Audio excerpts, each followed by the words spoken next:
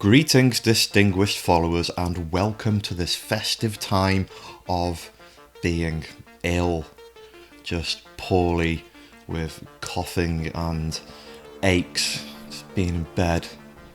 It's a bit rubbish. And yet here I am, not 100% up on efficiency as regards to timeliness. This is a few days after Joy to the World was transmitted, and I tried to be a bit more organised, but just the bug got me. Don't know which bug it is, the one that just sucks. So yeah, anyway, enough moaning about that. I'm going to soldier on and produce some form of content to say hello to you guys, talk about this new episode of Doctor Who, and just have a bit of a catch-up in general. I hope you are doing well. You may have already scoured the internet, watched the videos, seen the critiques, and formulated your own opinions on this brand new Doctor Who Christmas special. But what you haven't done is listened to the Chimp, the chosen Chimp, prattle on about this for a bit of time in your afternoon, morning, or evening. Hello. So I suppose there's no better place to start than to talk about my initial reaction of Joy to the World, which was a kind of, alright, which was my reaction having finished watching the episode and then walking into the kitchen and doing the dishes on Christmas Day. It was a kind of, right, well, I'm going to have to just think about that later, because quite frankly, I don't know what to make of it. And I always find that you enjoy these things a little bit more when you go in a second time, particularly for me, putting these reviews together and pausing and taking notes and doing screen grabs and just concentrating a bit more on things that are going on in the background, things that the characters are saying, reminding myself of the little bits that I thought was cool the first time around but I forgot about by the end. And that enlightened my experience of this Christmas special a little bit the second time around. But overall, I don't quite know what this was for, who this was for, and what the point of it was. I really enjoyed the Church on Ruby Road, which was last year's Christmas special, because not only was it a serviceable introduction to Ncuti Gatwa's Doctor and to Ruby Sunday, his new companion, but it was also a bit more of a focused little drama that had just a bit more of a tangible beginning, middle and an end with some emotional clout.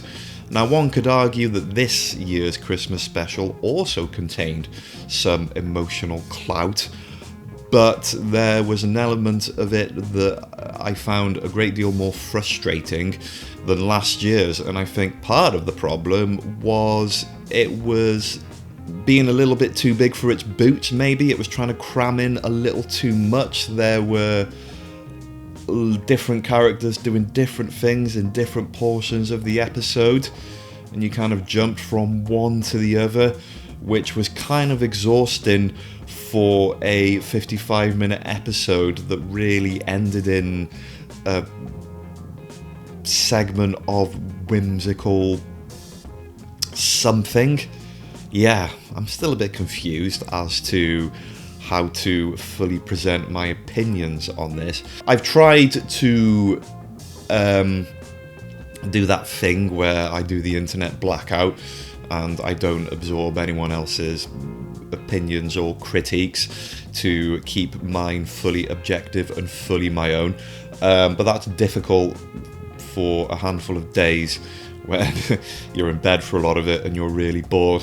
So I've seen the credible Doctor Who YouTubers, a few of them have kind of responded with a sort of nonplussed reaction, like they themselves don't quite know what to make of it and don't quite know what they're supposed to feel at the end of it. And I get that. It's a thing. So, Stephen Moffat, your first Christmas special since Twice Upon a Time, when you were showrunner many moons ago. So, what have you got for us this time around? Well, it begins with the Doctor walking around various points in time, offering people a ham and cheese toastie and a pumpkin latte. And this is because he is at a time hotel in London in the year 4202. An easy year to remember because it's basically ours in reverse. I'm sure you've figured that out already. The Time Hotel is a lucrative tourist attraction where you can go through various doors and visit various points in time, such as the assassination of Julius Caesar, the Orient Express, wartime London.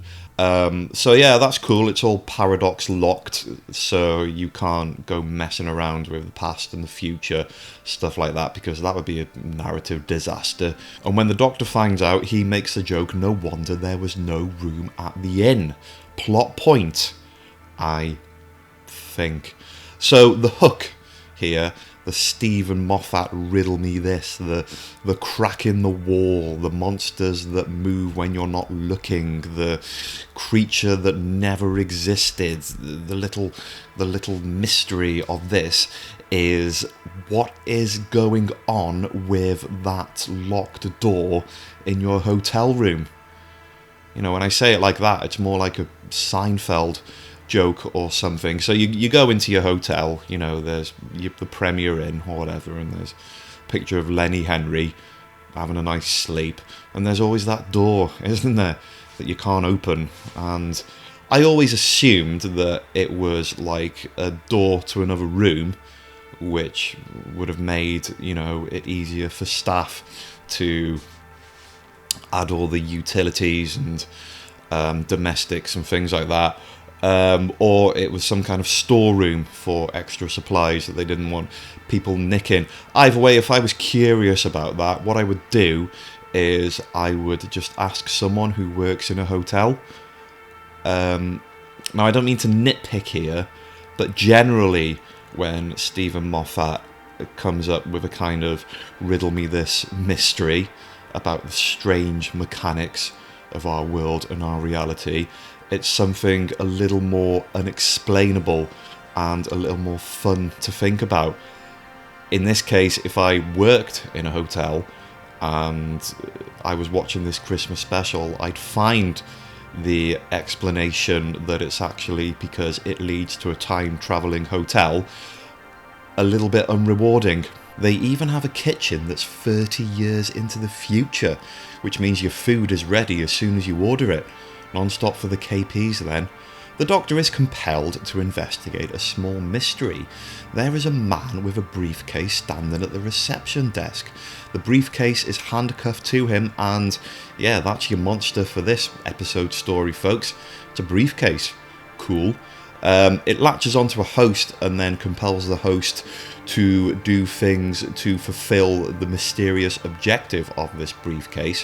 When the host is no longer of any use, the briefcase will transmit to a new host that might have more access, higher credentials, whatever it takes to further the objective of this mysterious item. And the caveat, of course, is that the original host basically gets dusted and killed. And so begins his mission of wandering around various points in history via the Time Hotel, trying to figure out exactly what the heck is going on. And this brings him to Joy, who checks into one of the conduits of the Time Hotel in present-day London. Joy is played by Nicola Coughlan, and she is our resident main character for this story. Sort of.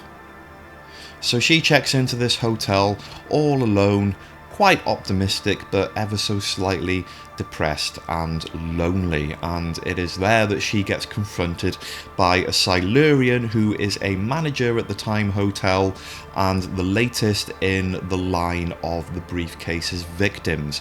The Doctor turns up to try and break the link, and this results in the rather dramatic and poignant death of the Silurian dude. There's a bit of drama there. Doctor getting a bit sad, and then he turns his attention to Joy, who has been snared by the briefcase, and now she is in danger of being zapped into dust like everybody else before her.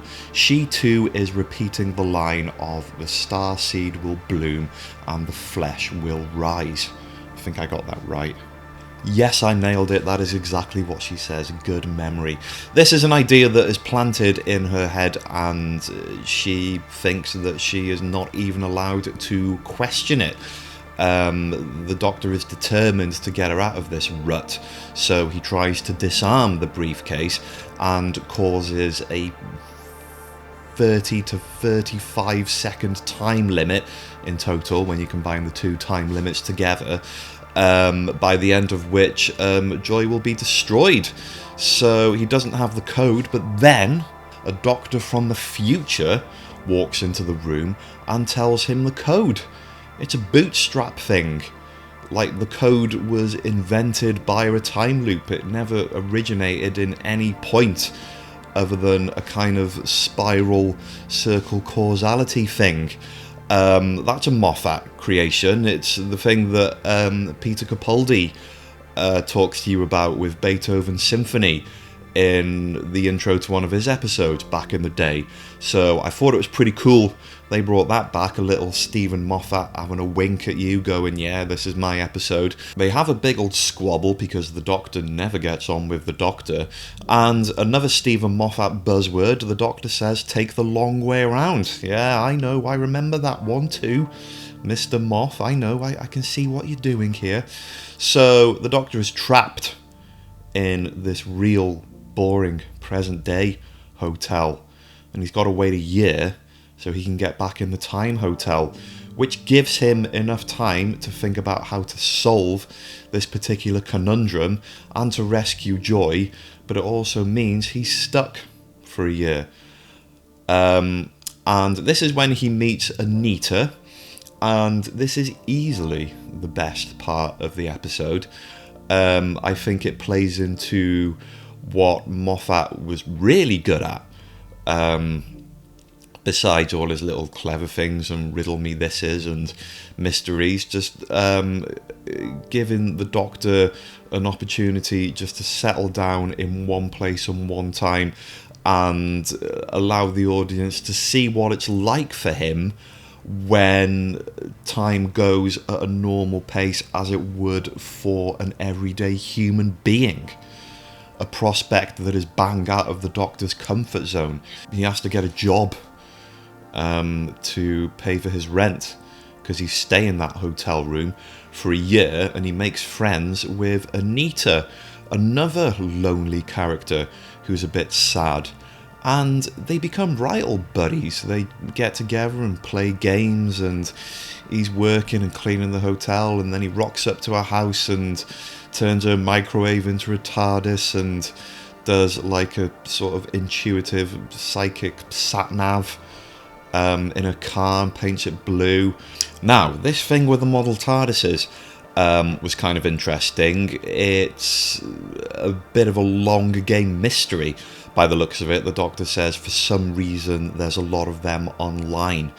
I sense a bit of a link to the kind of fourth wall breaking elements of episodes from the previous series, such as The Devil's Cord, where it plays into the idea that there's some kind of land of fiction TV show within a TV show thing going on, perhaps. So I suspect that is something that you are encouraged to take note of. Anita, they make friends. They have a thing called a chair night, which is when they play games and just be buddies and talk about things and just have a bit of a laugh and, you know, keep each other company and stuff. And that goes on for a year, and it's just quite pleasant. It's quite grounded. You see the Doctor being a bit of a human, doing person things, and that's quite nice. But then at the end, he's got to say goodbye. It's very emotional, and then it's back to Joy. By this point, he has figured out that the thing in the briefcase is a star that needs thousands and thousands of years to cultivate and become a fully bloomed, newborn, proper star, which is the reason why it is in the Time Hotel, because it is the perfect place for it to gather all of these years. He uses the analogy of a star being microwaved. So in order to free Joy from the link to the briefcase, he has to trigger a very extreme emotional response in her, which he does just by being dead mean. Kind of like how Sylvester McCoy is with Ace in The Curse of Fenric. He even says that when she was a baby, she had a squishy little face. But it works though, because the link to the case is broken, and during this process, Joy goes crazy and kind of breaks this cool facade and loses her temper and gets really angry towards the Doctor because of his apparent cruelty, and admits that the reason why she is so depressed is because during the lockdown her mother died alone in hospital on Christmas Day, while Joy said goodbye to her on an iPad while the Tories were getting shit-faced at their parties. And when the Doctor admits that he had to do this to break the link, Joy's miffed at first, but when she realises that she kind of feels a little more cathartic for having, discharged that level of frustration and anger, she says thanks, and they're kind of friends, and that's the end of that, except now the star has been swallowed by a T-Rex.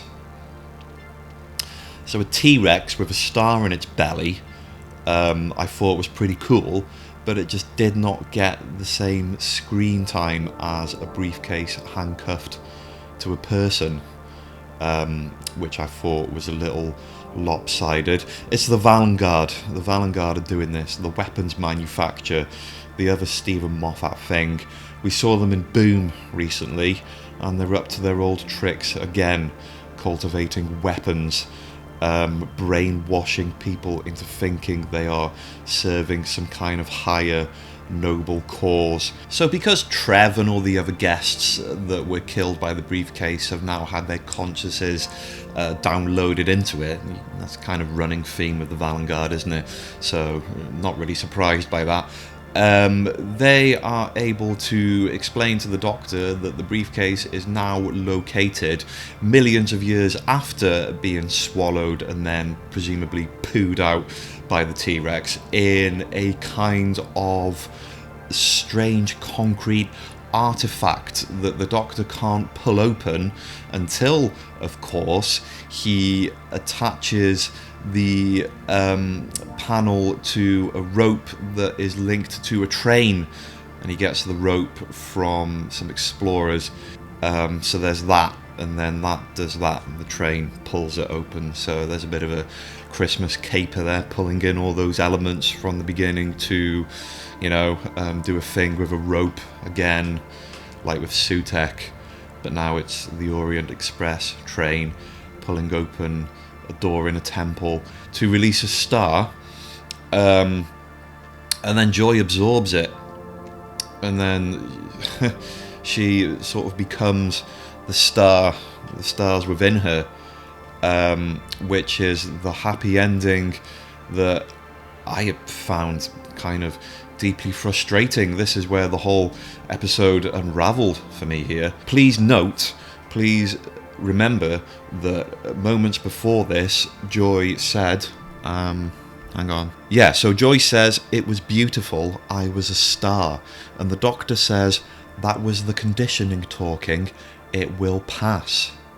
And I thought this was a really clever idea, the idea of the Vanguard brainwashing you into willingly become part of their weapon building process. What a clever and cruel way to create a workforce in your big corporation. It's classic evil capitalist storytelling there.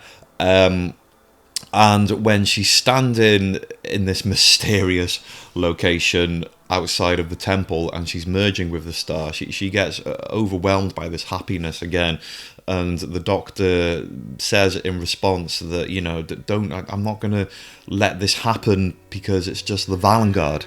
He says that in so many words, and the Joy says, we are beyond Valengard now. And really?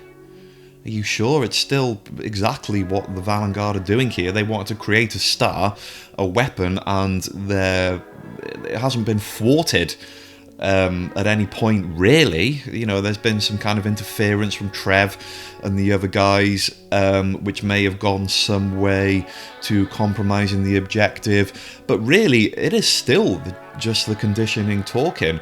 And I thought if it was going to go this way, it was going to be one of these things where it's kind of a frustrated anti-victory for the Doctor.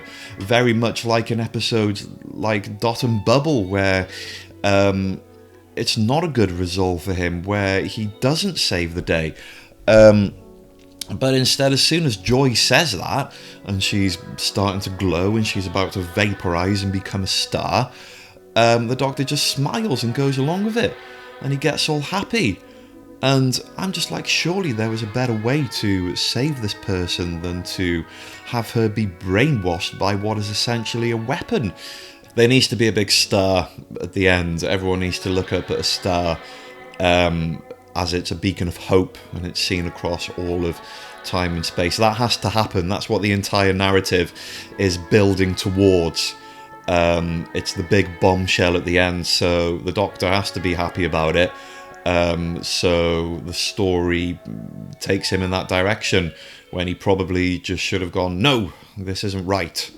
This is not how things are meant to be. I can't have you exploding and dying because you think you're going to be one with this creature that's actually a weapon created by a corporation. And then there's that scene with her mum in hospital. I'm not sure who this was for. She kind of dies, and then her spirit, I guess, absorbs into the star with her daughter, with all these other people, causing them to become a new life form. Ruby, she looks at the star as well and then calls her mum. Not sure which mum she's calling there. Then there's the big bombshell, the super bombshell. The star is shining over Joy to the world, in a stable in Bethlehem in the year 0001. 0001. The birth of... I get it. I know what it's meant to be historically. But my son was born a year after he was born, not the...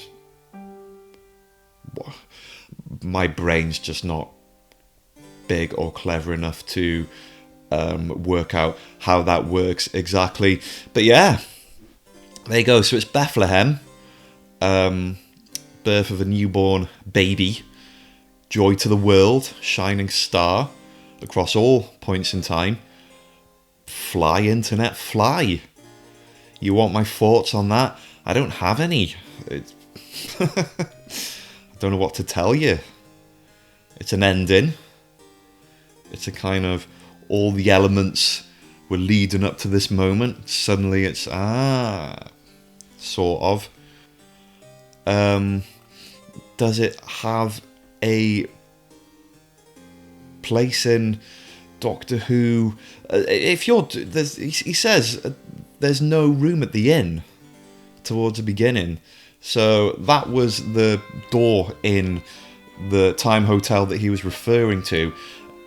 And yet, in all the other parts of that hotel, if you wanted to visit those time periods, you would, you'd go kind of just outside of the room of activity. But in this particular one, you ended up by that temple, and you had to walk all that way to the stable to witness the birth.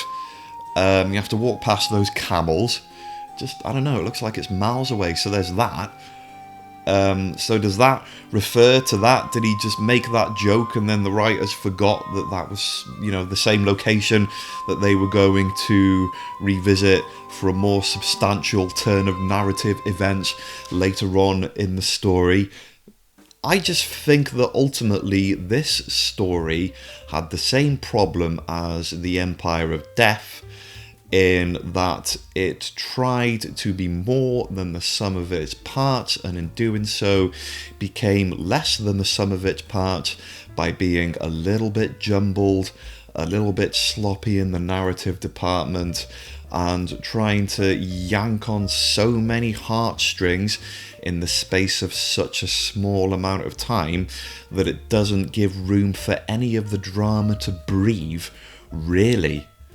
I think the audience were left so exhausted that they didn't really have time to celebrate that relationship with the Doctor and Anita, or to feel a poignant connection with Joy and her mother. Because it all leads up to this thing of a capitalist weapon becoming an iconic beacon over a pivotal event in religious history. I'm going to start coughing. I think this episode needed to do one of two things. One was to maintain a sense of enthusiasm for audiences who were aware that a new series were coming but not sure how excited they were about that new series, or secondly, to rekindle a sense of enthusiasm in the next series, assuming that that enthusiasm had been lost in the last series, because the last series of Doctor Who did not come without its problems. I thought there were some excellent standalone episodes in the middle. The finale was very jumbled and collapsed under the weight of its own narrative, and the general consensus of this new era of Doctor Who is that it is by no means, not even close to being the second coming, the brand new success story of Doctor Who that people desperately wanted it to be. And for a conduit, which is what this Christmas special is, for a conduit between that series and the next series to have such a blasé, everything but the kitchen sink, but nothing really truly of note at the same time, attitude towards its storytelling, I think was a bit counterintuitive, really. As I've said before, if they just have one thing going on in one place, it can work, it can be serviceable, it can just be a story, it can just be an episode of Doctor Who. You don't have to be mad. It's no wonder that people don't know what to make of it. It shouldn't really be that way. You should just walk away just thinking, yeah, that was cool. And you can't think that because you don't even know which bit you're supposed to be walking away with. It's just that story and that story and then that story and then a little twist. It's like, all right, yeah, so those were some things. And that's my overall summary of this episode, distinguished followers. It was some things. That's not to say I didn't fully hate it. There were definitely bits I liked. I thought some of the dialogue was fun and snappy. The characters were enjoyable unto themselves, in a sense. There was a